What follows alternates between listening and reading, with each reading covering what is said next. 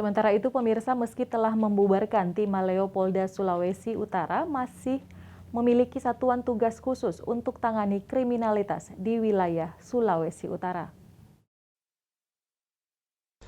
Kepala Kepolisian Daerah Sulawesi Utara, Irjen Pol Mulyatno mengatakan pihaknya telah melakukan penyegaran kepada satuan khusus seperti tim Maleo. Namun ia menegaskan pihaknya masih memiliki satuan tugas khusus untuk berbagai macam tindak pidana kriminalitas di wilayah Sulawesi Utara.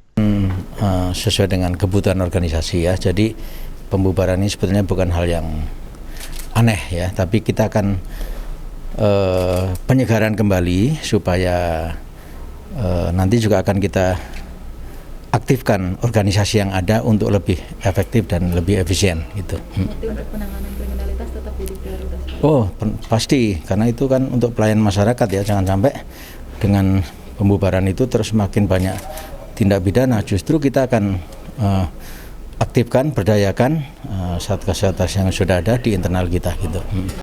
Ia juga menambahkan pihaknya akan terus meningkatkan pelayanan kepada masyarakat agar situasi keamanan dan ketertiban masyarakat di Sulawesi Utara selalu aman tanpa adanya tindak pidana kriminalitas. Eka Putra melaporkan untuk Kawanua TV.